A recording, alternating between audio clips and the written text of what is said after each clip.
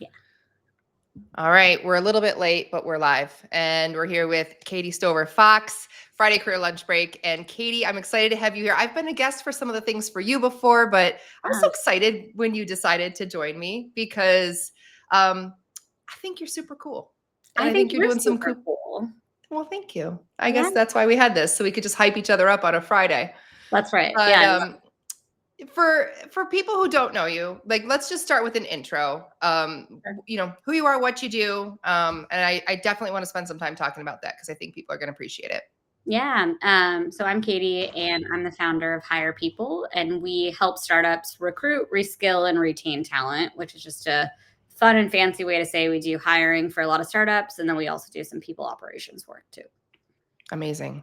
And Yeah. I don't want it to be lost on the fact that like you created this company. Like this is your Yeah. company. So you're I don't know if I've had any other, founders outside of maybe some coaches and things like that on here so far. So I was thinking, definitely I want to talk about the market with you today about, a huge part of my following is definitely people who are looking for jobs in the process of thinking about their careers, stuff like that. But, one thing that I hear people talk to me about sometimes when we're sitting in sessions is like, well, maybe I could become an entrepreneur. Maybe I could work for myself. And you worked for other companies before you started Hire People. And so I'm interested in just like how did you arrive at this idea of starting your own company? What did Yeah. that look like? I think I always was like an entrepreneurial type person. So I feel like I was always looking for like the pain points, the issues. My career kind of naturally brought me here, I think, in a lot of ways. Mhm. But my story is I started as a teacher. I did Teach for America. Then I went and I worked at Pearson in a leadership development program. And then I was pretty early at General Assembly, if you're familiar with GA. And at GA, I started on the partnership side. So I was helping our students get jobs. And then I was one of the first hires on the enterprise delivery team, which was, again, a fancy way of saying basically we're doing huge reskilling at enterprise corporations. So Capital One, Bloomberg, Mhm. Department of Defense. And that was my first aha moment because some of the biggest companies in the world were coming to me and they were like, hey, Katy, like, do we have a training issue or should we be hiring people? Or do you think we're actually dealing with a retention issue on our hands? And I was like, if Capital One and some of these huge companies don't know or they're trying to figure it out still, no one knows, right? Right. And so then I went into executive recruiting, and the name of the game in recruiting is people typically call you and they're like, hey, we should have filled this role yesterday. Can you hire them tomorrow? And that was kind of my second aha moment. I'm like, okay, I've worked in tech. I've seen, we have revenue forecasting, we have product roadmaps, we have marketing plans.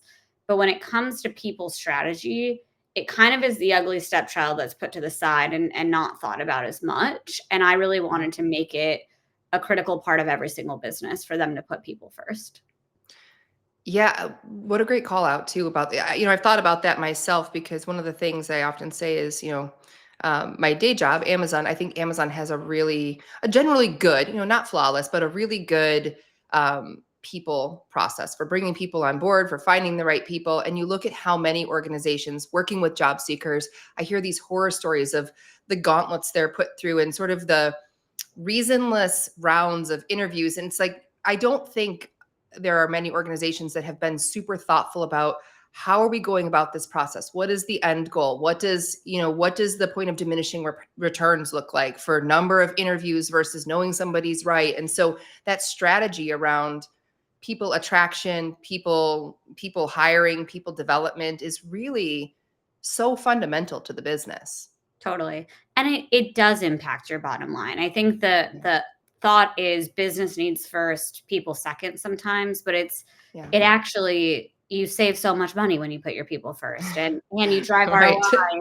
So it all is connected and yeah, I totally agree. And just to call out, the clients I was working with, I think they had great processes. Like they were exceptional in what they were doing as well, but still I think nobody has it down. Like I don't think anybody has figured out the silver bullet solution, and that's because people are hard, and it's it Yeah. it is tricky to figure out how to do it really really well. Yeah. I know you tend to help a lot of startups in the work that you do now, and that's another piece. Like maybe we could talk about startups a little bit because I think there's like this spectrum of understanding around startups, especially for job seekers. What that looks like to work with a startup organization. What are some of the benefits? What are some of maybe the risks or the considerations you might want to make when you're choosing to work with a startup? So can we talk about like I mean, you're an expert in this. Tell me a little bit about what it looks like for somebody to work for a startup and maybe some things that they should be thinking about if this is something they're playing around with. Yeah. So yeah, we work with a lot of, I would say, pre-seed to Series B. So, Will you they've explain just it? Because we might have people who don't even understand that. 100%. So yeah, we have a lot Okay. of venture capital partnerships. So we're working with their investors, and the first check that an investor writes is typically a pre-seed or a seed stage check, and that's usually a couple $1 million. It's kind of that first round of funding. So maybe you have an idea, and that idea is starting to work. You're starting to get some revenue. You're starting to get product market fit, and now you go and you raise, your first $4 million or your first $10 million, and now that means you're ready to kind of bring on a couple more people and start to hire. So that's kind of been our sweet spot of like those really early stage startups. Mm, And you can't get it wrong then, right? It feels really do or die. It's really important because if you hire the wrong founding engineer, you could be behind by 2 years. Or same thing with go to market. If you hire the wrong salesperson after they're doing founder led sales, it could drastically hurt your business. So that's all to say. I think there's a lot more need to get it right, and therefore there's a lot more pressure to perform in a lot of ways.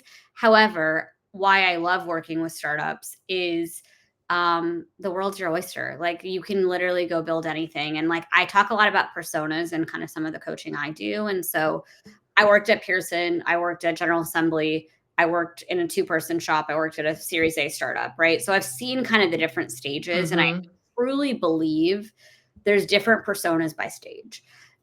For me, I like to move really fast. I like to get my hands dirty. I'm okay with a little bit of chaos. I'm actually really good at making sense of chaos. And I want ownership. I want people to know that, if they give me a project, I can own it from start to finish. So early stage startups work really well for me. And I feel a lot of excitement, and I like that go go go mentality. Mm-hmm.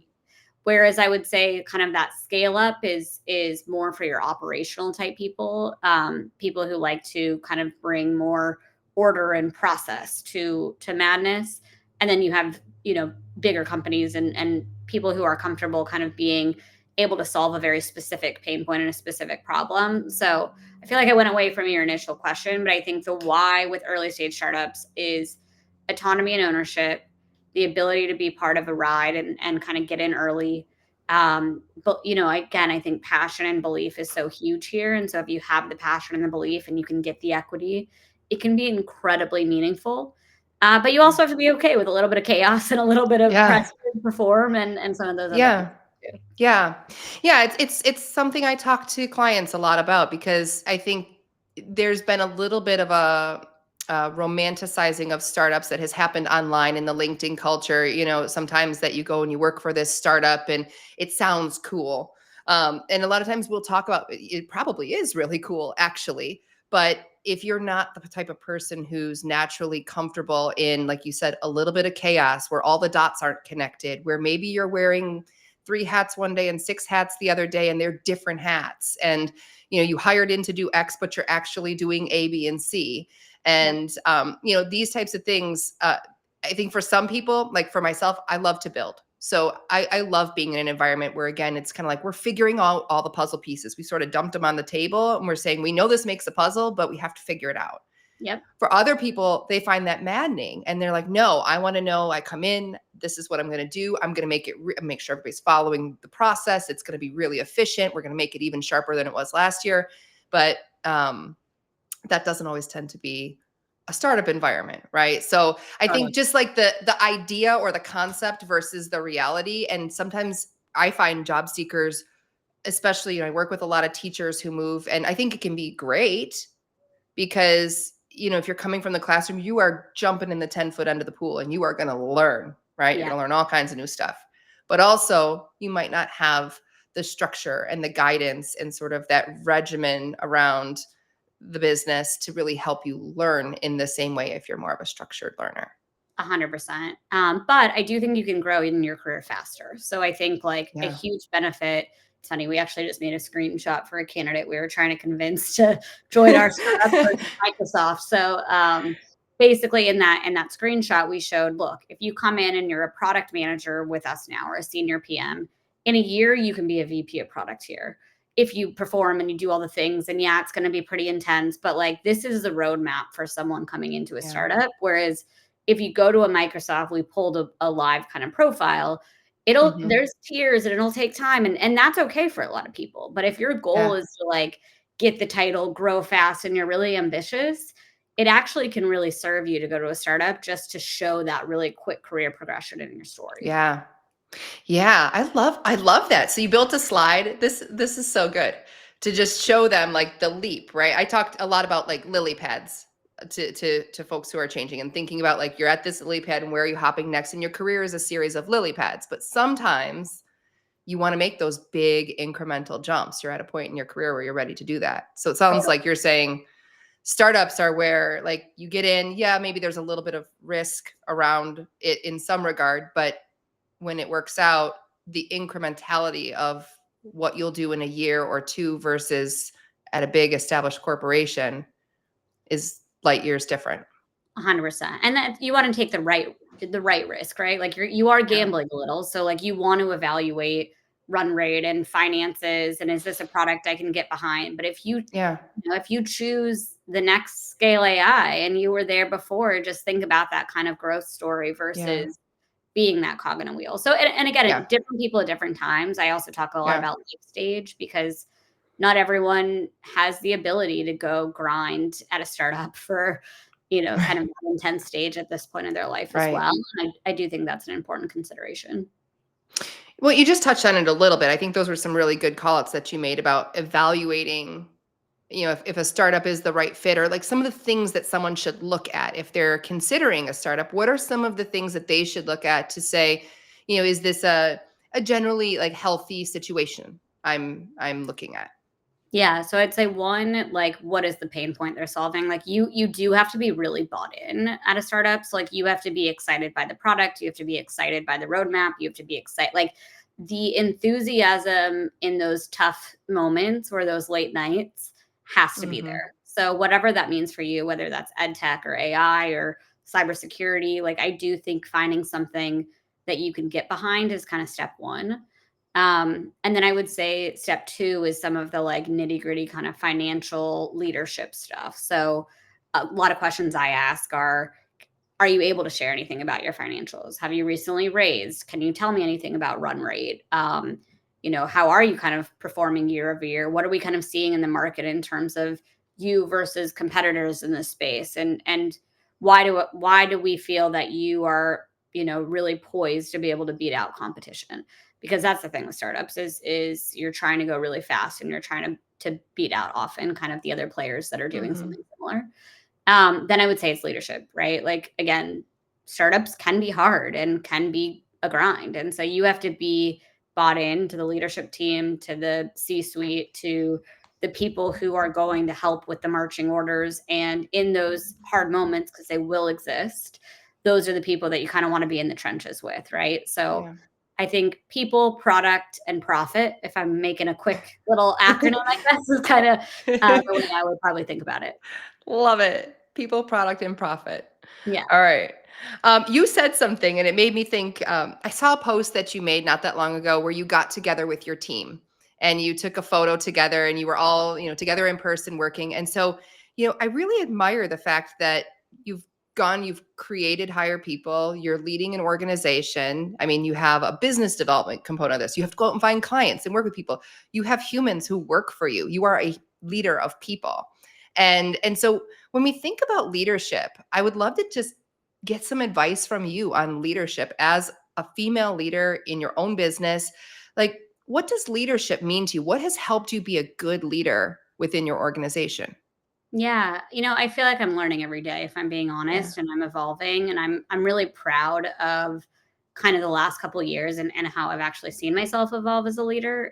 Because it's hard, right? Like, I think when I started Yeah. hire people, and I had been a manager before I started hire people, but when I started it, I was rosy and I was like, I'm going to do it different. I'm going to do it this way. And then you get in there and you're like, I gotta make, I gotta pay bills and we're starting to get more these things are happening. And it's hard. And it's hard to know how to navigate that correctly and do it with yourself in mind, others in mind, and still make sure that you're doing it the way that you want to do it.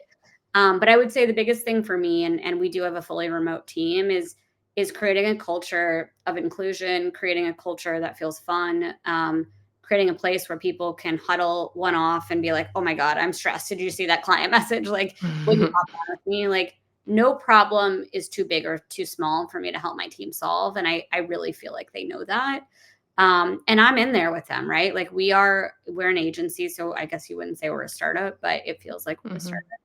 And so whether it's I'm trying to help close roles or I'm doing biz dev or I'm huddling with them to talk about how they would respond, like I do think they know they can come to me. And then we've created some really strong structures that I'm really proud of. So we have our weekly OKR meetings. We have a IDS meeting, which is part of the EOS framework that stands for issue, discuss, solve.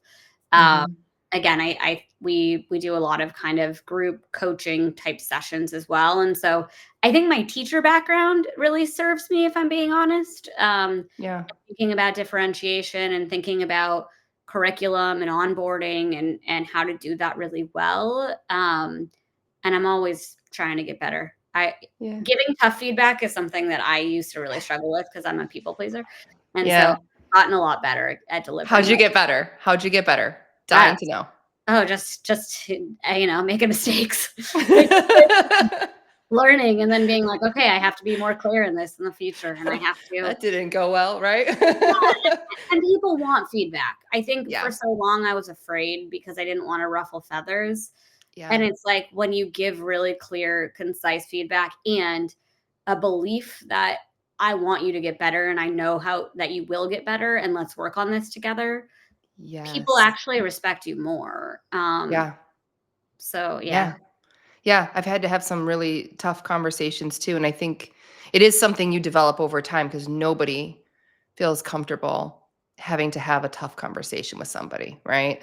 And I've found, like you said, when you feel like you're sharing in the solution, and the solution is the focus of the conversation, not the problem, I found that that really, it makes it such a more high integrity, respectful engagement with somebody. It's like, look, we got to talk about this thing, but I want to see this go well, and here's where I'm seeing an opportunity for this to be different, and let's work on this together. And yeah, it doesn't make it perfectly easy, but I like the way that you frame that. Um, And people, when they see their own growth, they want to, like, if there's a client issue and we're seeing yeah, something come up and one issue wasn't solved as well, and then we coach on it and then they do it differently the next time, they're so proud to come to me, yeah, right, and say like, did you see that, did you see it, yeah, like, and yeah, that's what I love about the job, is like being able to see that growth and have people take the ownership themselves to come to me and be proud of that. yeah, yeah, absolutely. And I'll throw in here too. If folks are listening and you have a question for Katie, please throw it in the comments. I'd be happy to. We can grill her with your questions. But you mentioned being a teacher, Katie, like way back when. Teach Mhm. for America, you said, right? That's right. And then you had a corporate career, and now you're leading higher people. And I work a lot with pivoters, and pivoters often, I don't even know how to say this. There's like this human need to know what the end looks like. And probably when you were a teacher, I'm guessing you didn't ever have a vision that you were going to be doing this. No. But how, I don't even know how to ask the question perfectly, but it's like, you went on this journey, and how did that work for you? Like, how did you move from thing to thing to thing and know you were doing the right thing? Because that seems to be something that comes up for people a lot. Like, how do I know I'm doing the right thing? Yeah. And yeah, like, how did this journey continue to work for you? Yeah, when I give my pitch, it all sounds so great, right? And it all makes sense, and it all is like, Right. "Oh, I have this story that sounds like I planned the story," but if I'm being Yeah. really honest, I do think there were themes that, we can see from kind of the get-go for me, but I think I followed the thread. I followed the thread, I saw opportunities. I leveraged my network.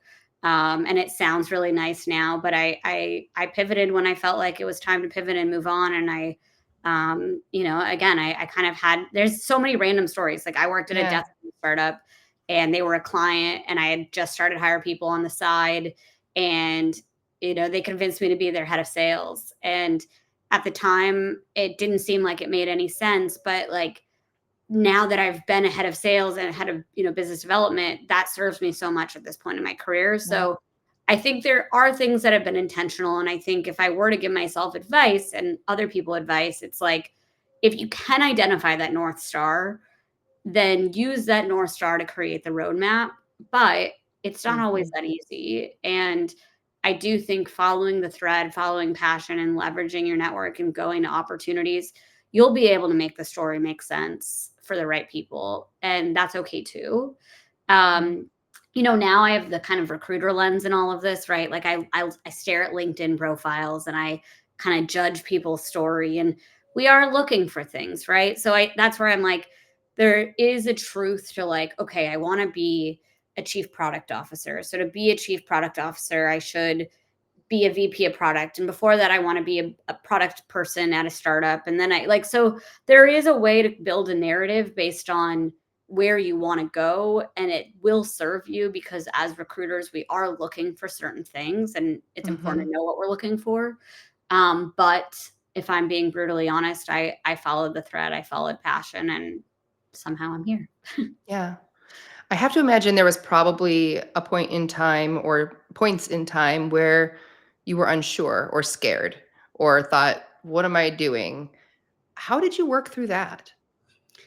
Yeah, I mean, there's been a lot to be honest, and I think there's been a lot of self doubt, especially in starting your own thing, right? That can be it can be hard. So I was doing really well, and I had been growing in my career, and I remember I called my parents and said like, "Hey, I'm getting a ton of business in my company, right? I'm starting to it. I started on the side, so it just started kind of Mhm. organically happening.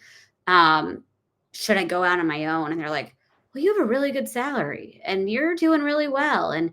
What if Oh, that fails, right? Like, "You sure right, you wanna do parental that?" advice And I'm that like, "Oh," and you know what? Like, that's their role, and they were right, right? Like, it Yeah, could have yeah. failed, and again, as a recruiter, I know what it looks like if somebody has a break or has a story that's like a failure story on Right. your resume, so I was aware of all of those things, but I think what I'm really proud of myself, I have been able to like listen to my gut pretty intensely. And I knew I wanted to try it. And if I didn't, I would have Yeah. regretted it.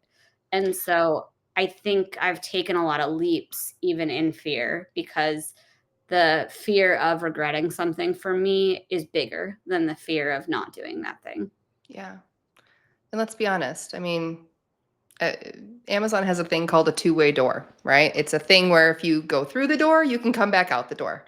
Totally. And, I mean, going after something that's, just calling to you, I think saying yes to that is more important because it is ultimately a two-way door. Maybe it's a little bit of a heavy door to come back out and be like, well, now I got to go find a different corporate job again. But we certainly know you had evidence that you could do that. You're employable. You had worked many places.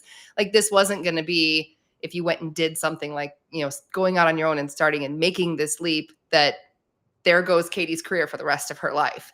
Totally. Um, But it can but feel but like none that in the moment, right? Like, I do right, wanna, like, right. honor people's feelings of, like, if I make this choice, do I screw myself up for the future, and what if I have to go like, all of Yeah, those are real feelings, and so I think that's where, like, talking to multiple people, trusting your instincts, yeah, and yeah, you gotta know, like, you gotta back yourself, right? Like, I yeah, have never struggled to get a job, and I don't think I have like, and that's the truth, and I think a lot of that has yeah. been what I've done for myself to be able to do that.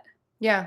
Yeah, there's something about that scarcity that we naturally create for ourselves. Like if I do this and if it fails, then my life is over. And it's not true, right? It feels very true. And that's real. Feelings are super real.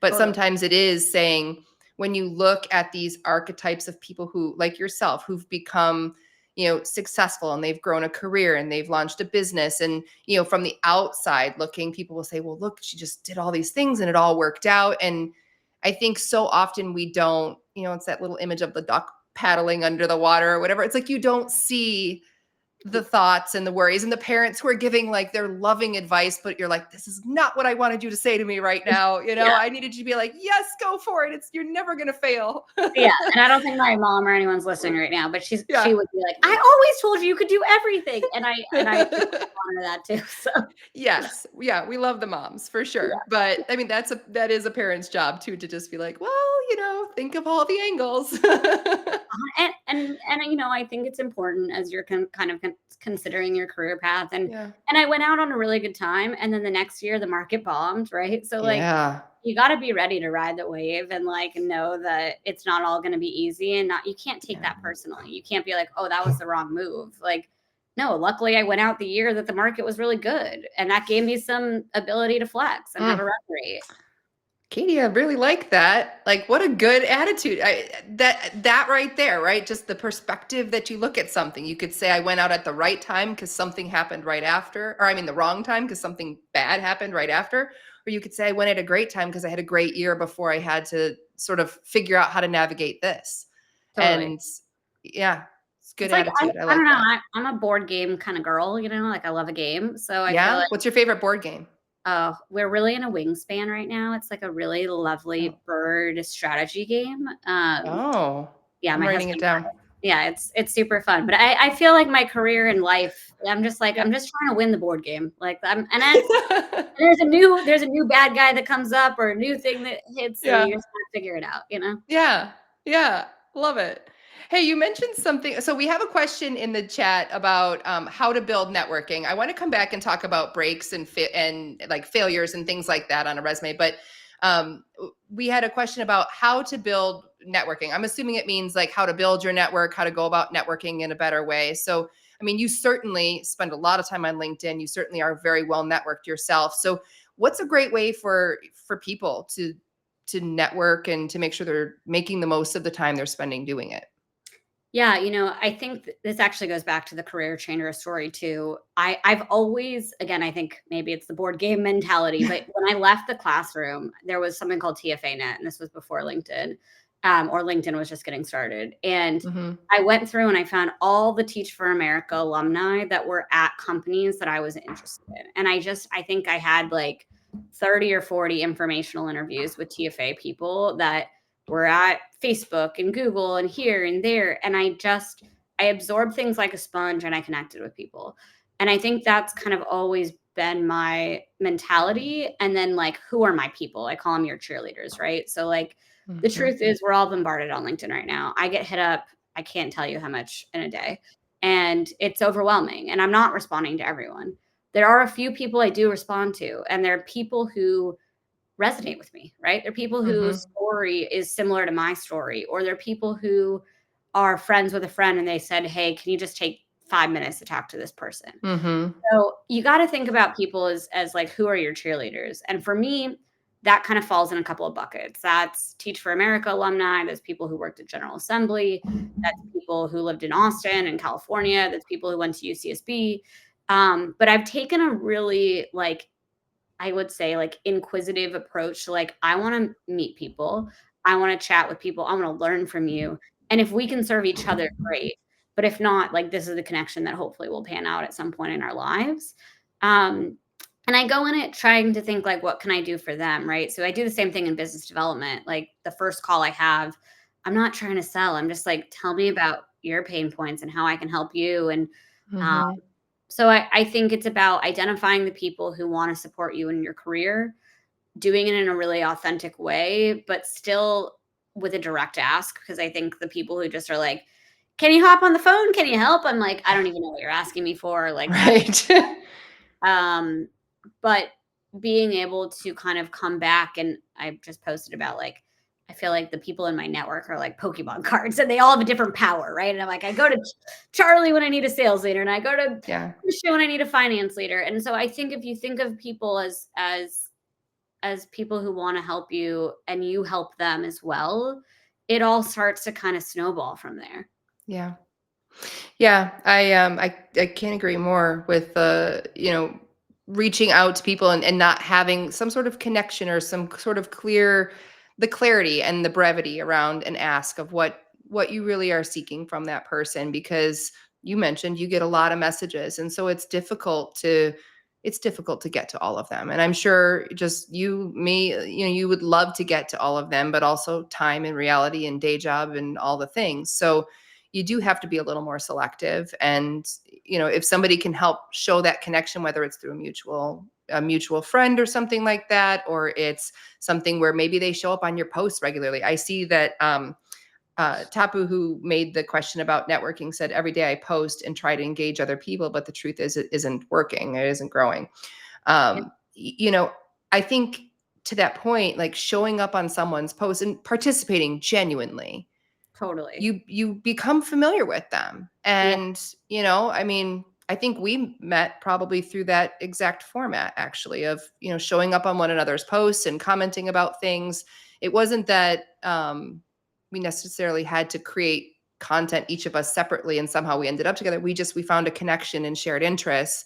And totally. then that took the conversation to the next level. So what are your thoughts? I'm jumping a little bit here. As far as from a recruiting leader's standpoint, what are your thoughts about people who post? Because I hear so much about, well, if I want to get a job, I have to post. I have to be a thought leader. I have to have something. I have to be active on LinkedIn. Are you looking for this from people? Like, do you need to see posts from people? Like, break the myth for me. No, I mean, I'm often looking for a needle in a haystack when we're doing sourcing. Yeah. So I'm not necessarily looking for, if I'm looking for a content marketer, then yeah, right. Then I want to see like examples of their work. Mm-hmm. Um, but often I'm looking, let's say I'm looking for an enterprise account executive who's been at an early stage startup. I'm looking for keywords. I'm looking for companies that I know our clients would be excited about. I'm looking for stories of success. Like, I'm looking for documentation that supports the role that I am looking to fill, Mm-hmm. more than I am like LinkedIn posts. Now, I will say, like, I do think the staying engaged with people or coming back up or like being someone who's top of mind certainly helps, right? Like, there are certain people who, and you can't do it too much, right? Like, it's like a fine wine. You gotta do it the right amount. But there are certain people who, same with you. It's like I just like them, and now they've engaged with my stuff.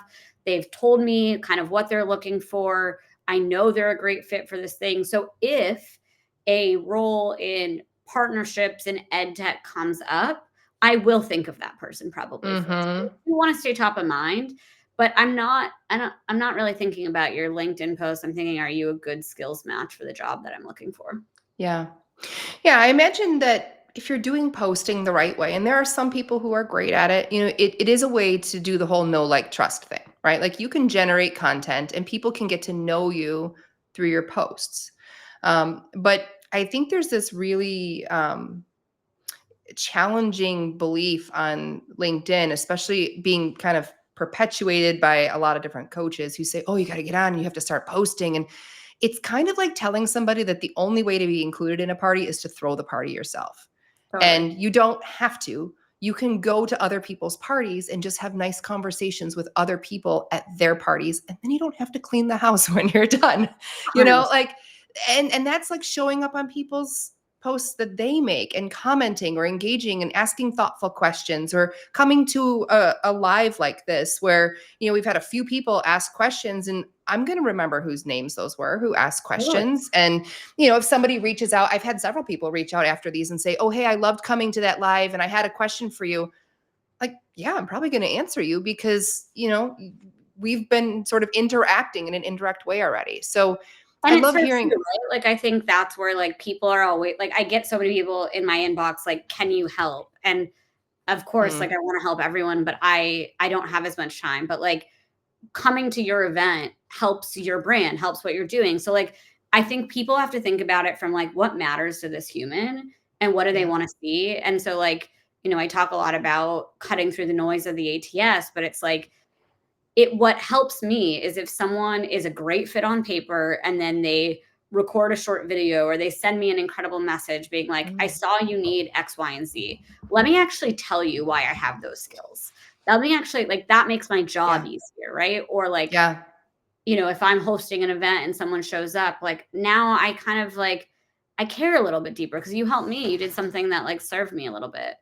And I Yeah. don't know if that sounds self-serving, but I do think as humans No, we're trained. that's Yeah, that's I think the foundation of most relationships is it's reciprocal, right? Like there's something to it that, we're both here for, the shared good between us. And, sometimes I help you and sometimes you help me, or, when a favor is needed 10 years later, I have somebody who helped me land a job back in 2016, within the last year came to me because their spouse was looking for a job and they were like, "Hey, could you help my spouse?" And I'm thinking, "Well, heck yeah. I mean, of this is course. how many years later you helped me back in the day. Now, of course, I will make time for that." You don't forget those things. Yeah, absolutely. Um, you just said video. Tell me about video.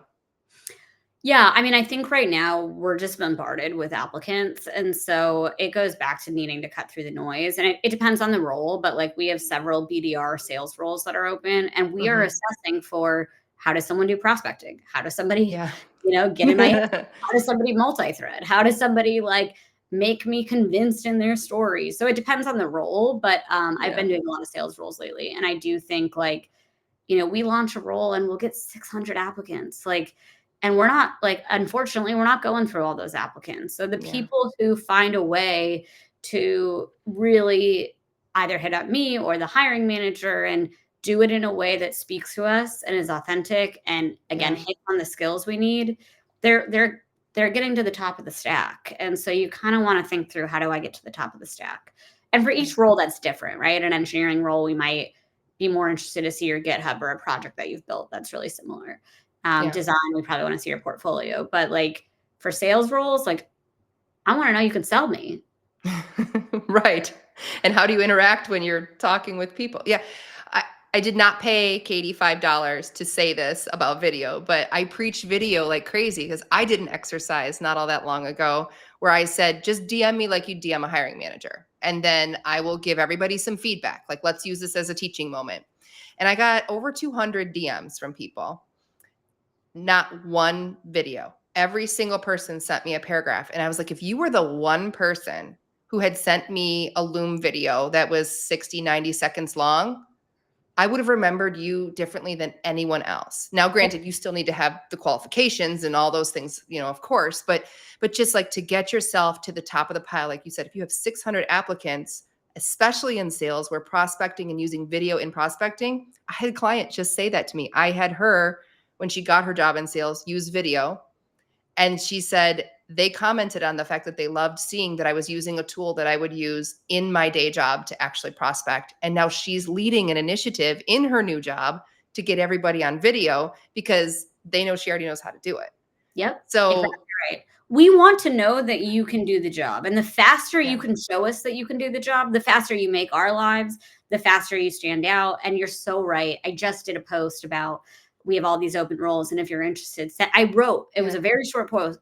And I just yeah, said, if you want bonus points, send me a video. I've gotten yeah, one, right? And the yeah, number of applicants I've gotten from that post is crazy. And so I think people are afraid. I think people are not used to doing that kind of stuff. But the people who are standing out are doing something to cut through the noise.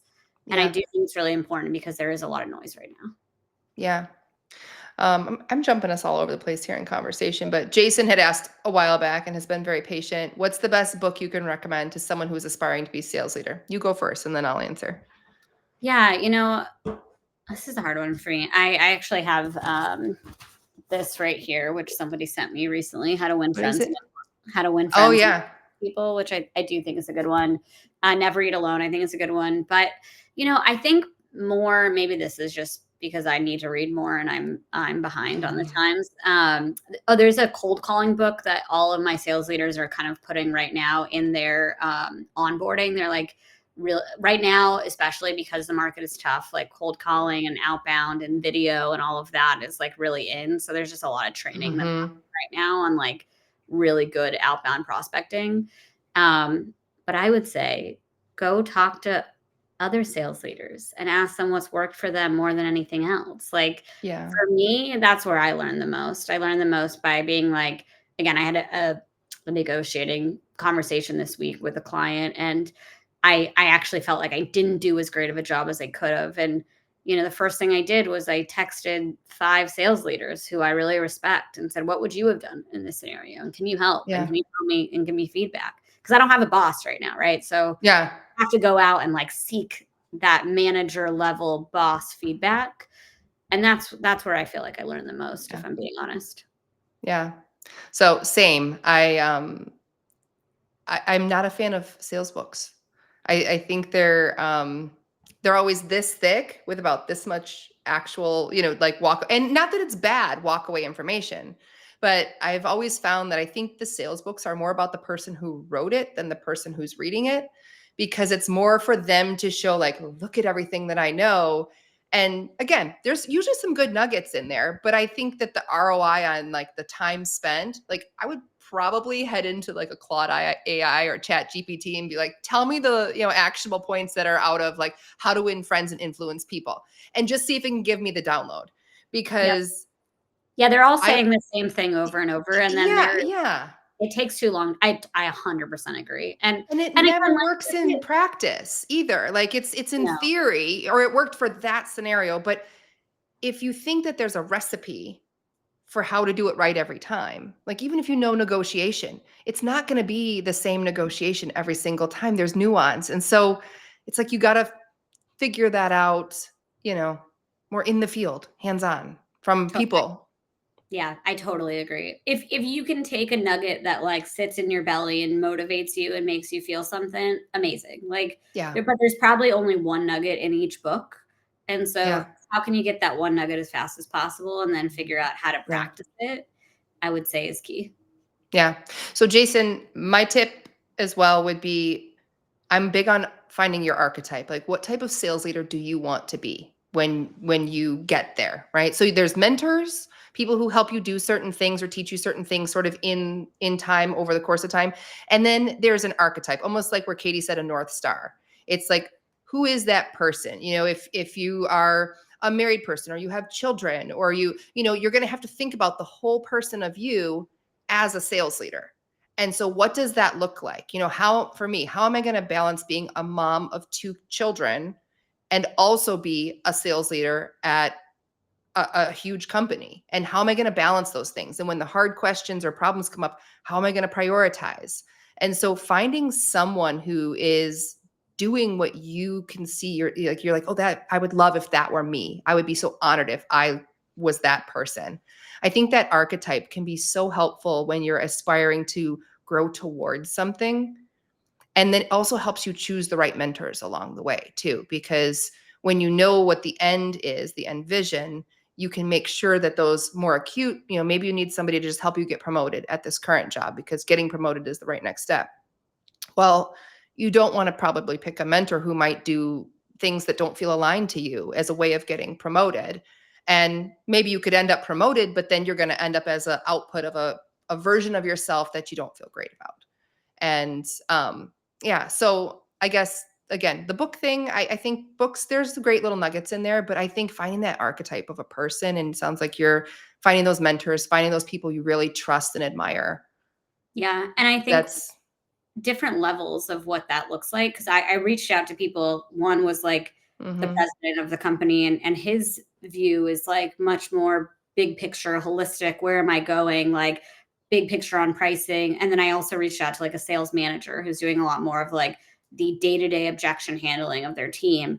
And those different levels, all people that I aspire and see as mentors, those different levels had different tidbits. And it was really helpful to get the kind of day-to-day manager tidbit and the high level strategic thinking tidbit to think about both short term and long term. How can I adapt in mm-hmm. my thinking? Yeah. Um, all right, I'm going to jump around again because you talked about looking at someone's LinkedIn profile and seeing, breaks, or seeing maybe like a failure, or something that didn't work out, by account of they were only there a short amount of time or something like that. Tell me what's your take on that kind of stuff? Somebody takes a break from a job. What does it mean?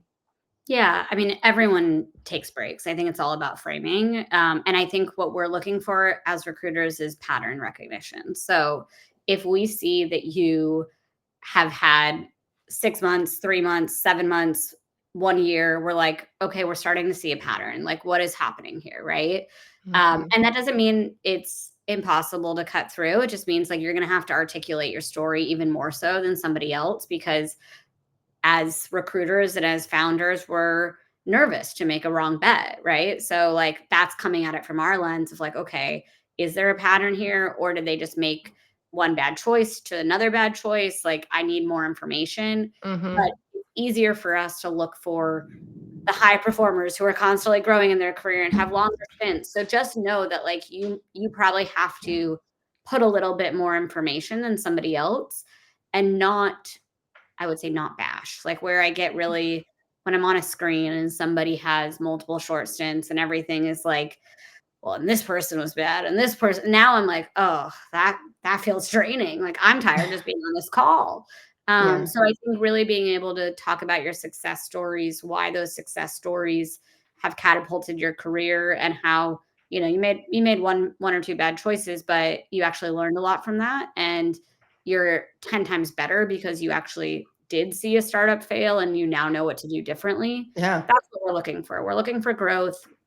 We're looking for someone who's a positive culture add, and we're looking for people who are lower risk than other people. And so, you just have to be mindful of that. Yeah. Yeah, people who can articulate the learnings even from something that fails or didn't go as expected. I think taking that learning and talking about how do you apply that now going forward? How do you use that to make yourself, smarter, more aware, a better decision maker? That part of the story, I frankly, I really appreciate that. I like people who've Totally. had some failures because I want to know somebody can fail. We all have failed, many times. And so I think it's if somebody can talk you through their failure and own the failure, not try to cover it up and that it really wasn't a failure, even though it was, but instead say, it didn't work out, or, I'd hoped it was going to be this. However, this happened. But, when I look at it now, here's what I know about this, or I've learned that this is something that I would look for in the future, or I know that this is not the right model for this type of environment, or whatever the learning is. That learning can be so powerful. And frankly, I think it makes you sound so much smarter when you have a learning that came from something. 100%. And I think that's giving me the information I need to sell you, right? As a recruiter, Yeah. as I'm presenting people, that's the first thing the hiring manager is gonna say to me is like, "Well, they haven't been employed for the last year, like, how do we know they can still do Yeah. it?" So, like, you just wanna make my job as easy as possible to go, "Oh, I have no doubt that they can still do it, and here's why. Here's what they told me," right? So, like, you're Yeah. not hiding it, like, your resume, like, it's there.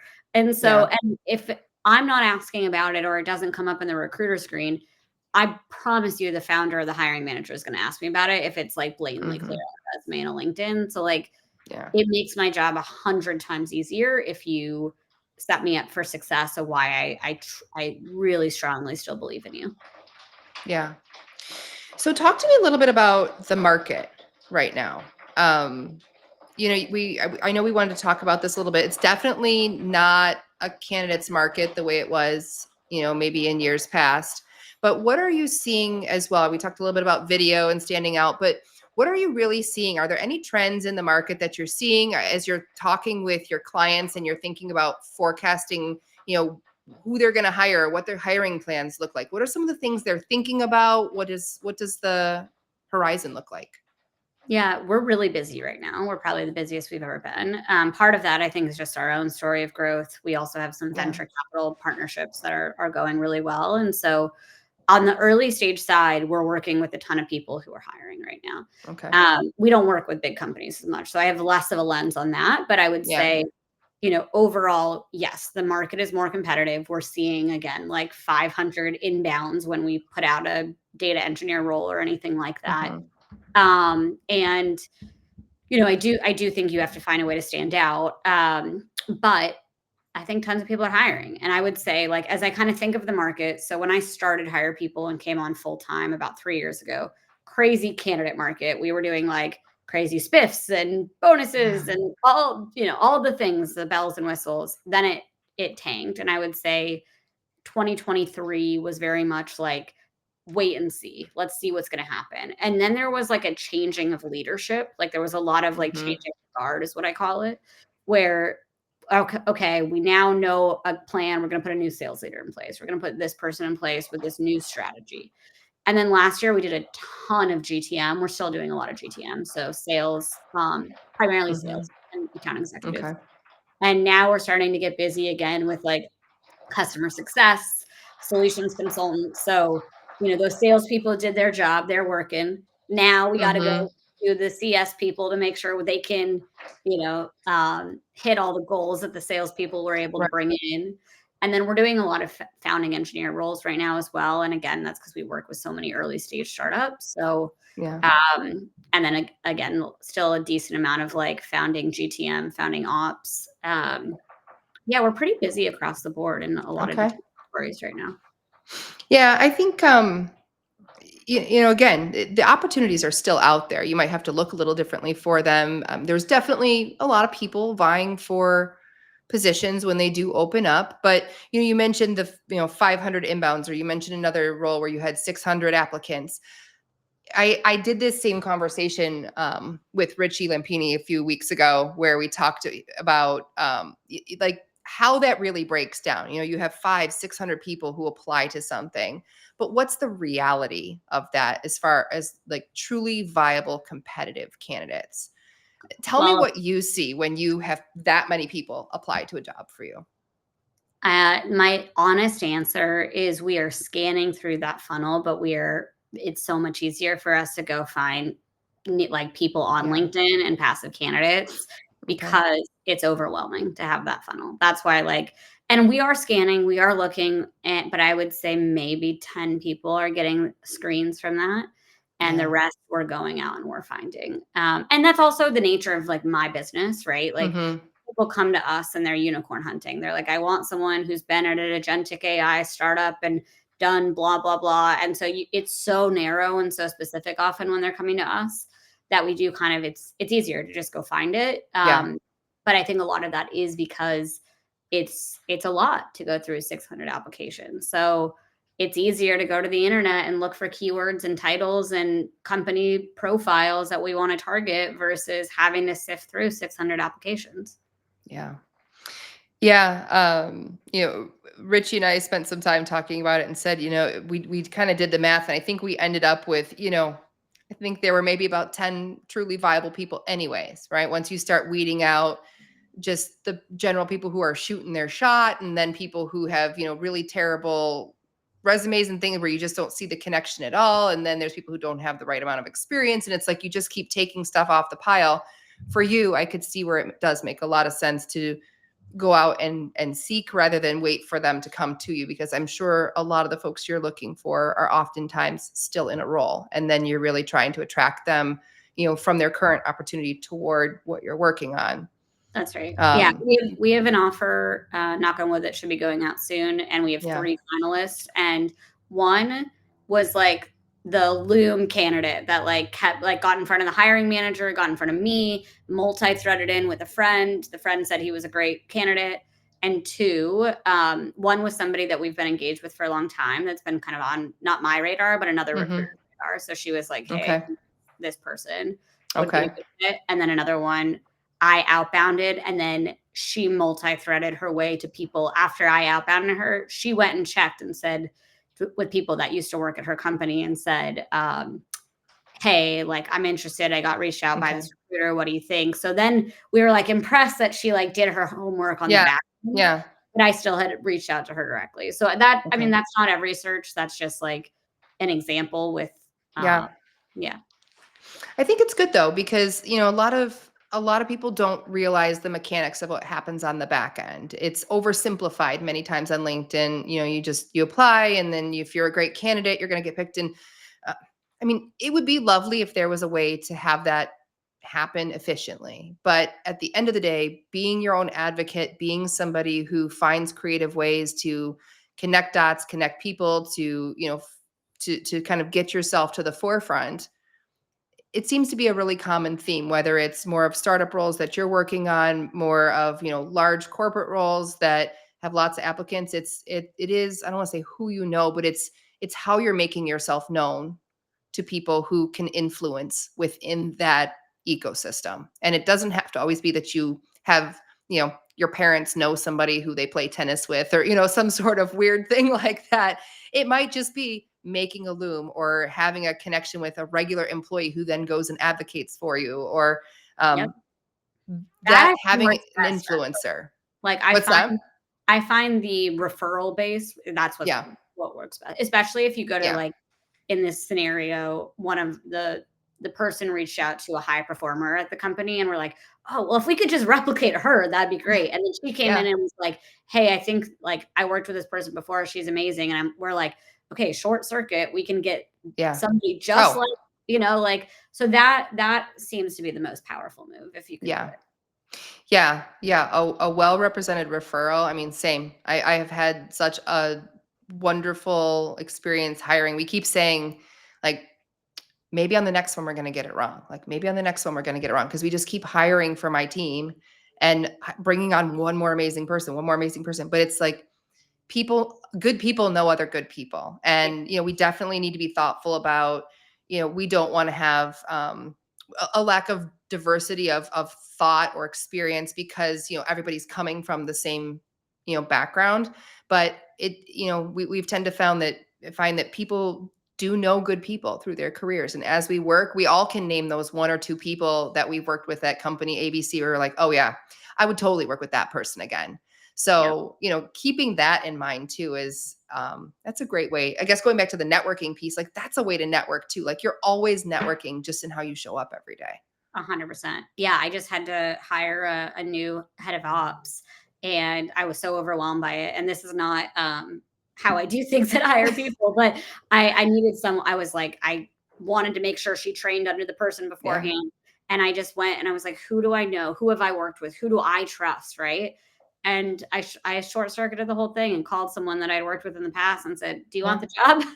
And she's like, "Yeah." Like, I think trust goes a long way, and Yeah. that's the thing in startups is we're always trying to de-risk. Like, it Yeah. is it's hard, and we need people who are all in, and so referrals Yeah. and trust go a really long way. Yeah. Believe it or not, we've been chatting here for an hour already. I don't know how that's possible, but I always want to leave some space at the end for two things. One, I definitely, if there's anything that you would like to plug, or if you'd like people to, head to your website or anything like that would be useful. Like, definitely want to hear that. And then I have one more question for you afterwards, but I'll wait. Cool. Yeah, we have lots of open roles right now. So if you are looking for a job, I would go to our website, hirepeople.co, hire like elevating people higher in their careers, not HIRE. And yeah, we have, again, a ton of open positions. We also do a ton of events similar to this. So we do job seeker events, we do some Yeah. employer events as well. So take a look at those. Yeah. Yeah. Your events are great. Like, I've been a guest at one of them, and definitely something for people to tap into if they're in the job seeker space right now. Um, all right. Last thing I always ask, what's a piece of good advice that either you've been given or that you've just learned through your career that you want to leave everybody with? Yeah, we just actually did a similar icebreaker in our Yeah. team meeting today. So mine was, it's not that deep. Like, it's, Okay. I think for so long I'm an overachiever. I was a straight A student. If I got an A minus, I bawled my eyes out because I could have gotten an A plus. And I've just learned it's just not that deep. Like, it's not, a client's mad, this is happening. Like, the more I can think about my control and what I can own and try to maintain some composure and not be Yeah. as stressed as possible, it's a win for everybody. And it's probably not that deep. It's probably not about me, Yeah. if I'm being honest. Yeah. It does keep you probably from getting a little too tangled up in things that don't warrant it, right? Yeah. Yeah. Yeah. It's still a work in progress though. I'm still, Yeah. I mean, who isn't, right? yeah. Well, Katie, this has been just such a treat. Thank you so much. I appreciate you making time to come here today. And yeah, I hope you have a great rest of your weekend. Hopefully, folks are celebrating Easter this weekend. Everybody has a nice holiday weekend. If you are not, I hope you have just a great regular weekend. And take care. Thank you, Erin. Appreciate it. Absolutely. Bye.